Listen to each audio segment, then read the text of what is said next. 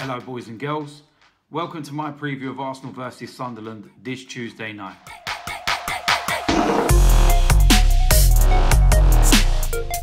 So like I said, it's Arsenal versus Sunderland this Tuesday. This is our last game in hand on Liverpool. Both Liverpool and Man City won at the weekend. So if we're going to get into the Champions League this year, we need a massive favour on the final week of the season. But we have to win this game for that to happen. We lose this, then there is no Champions League, definitely. It's not going to the final week. Do I think we're going to lose to Sunderland? No. Why? Because they're shit. The reason why they're relegated is because they're shit. With all due respect, I watched their last game against Swansea at the weekend, and quite frankly, it was embarrassing. I actually think the players should dig deep in their pockets and refund the fans that actually were there. It was that embarrassing. They already look like they're on the beach. Doesn't look like they're even interested. So I can't see them coming to the Emirates and getting anything. Not a thing. Especially the way we're playing at the moment. Currently, Liverpool have a better goal difference than us by 4. Man City have a better goal difference than us by 5. This is the perfect opportunity to rectify that. We need goals. Simple reason, a Champions League place may go down to goal difference. If we play with a proper intensity, and if we play like we did against Stoke, for example, we'll smash them.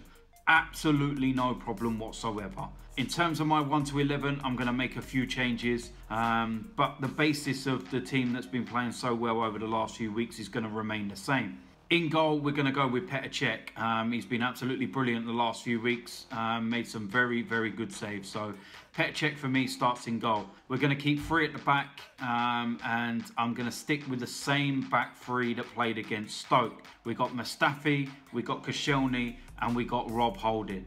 That's the back 3 that I'm going to go with. In the right wing back role, we're going to stick with Bellerin. I thought he played really well the other day, actually. Started getting into the game a hell of a lot more. And his crossing was actually really good. So if there's one thing I'm critical of with Hector, it is his crossing. So it was nice to see him actually put some decent crosses in the box. On the left-hand side, I'm going to go with Monreal. Nearly scored again against Stoke. He hit the post. So he seems to be thriving in that wing-back role. So, yeah, why change it? In the central defensive area, this is where I'm going to make a little change. I'm going to start off with Xhaka, boss in the middle, controlling the games, and that's what we want to see. Alongside him, I'm going to put Ramsey back in there. He was taken out against Stoke, surprisingly, the other day. But even when he came on, he looked really, really good. His performances over the last few weeks have been really, really good. And I feel that Wenger just gave him a rest, so he will come back in for this game.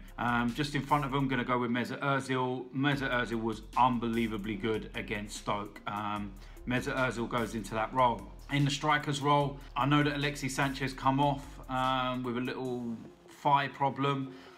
Didn't look too serious. It was actually him that asked to come off, which is very surprising for him.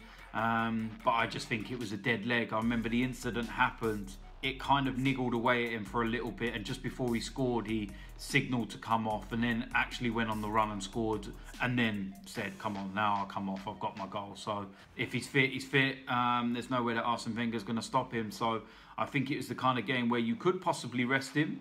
But like I said, good luck. So Alexis Sanchez goes in there. Alongside him, I'm going to make a change, and I'm going to go with Welbeck. I know Olivier Giroud scored a couple of goals against Stoke, but I think his overall play was not that great.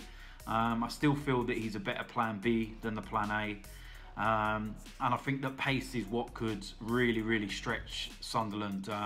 You look at John O'Shea at the back, I think Welbeck will cause him so many problems. So that's what I'm going to go with, Welbeck. Because like I said, I think that he's going to stretch things, and I think that he's going to cause them a whole world of problems. So that's what I'm going to go with, Welbeck. So there we go. That's my 1 to 11. I think that is a very, very strong lineup. To be quite honest, the way Sunderland are playing, you could probably play our under 23s and still win. Let's hope that that doesn't come back and bite me in the arse. I'm going on their performances throughout the season. I'm going on what I saw in their game at the weekend. I don't want 1 or 2. I really want us to put our foot down. I want Arsene Wenger to remind the players that goal difference could be crucial. So let's go and get the goal difference up right now while we've got the opportunity. and then we'll go into the last game of the season and we'll see what happens. It's either Champions League football or I'm going to some place in Eastern Europe on a Thursday night.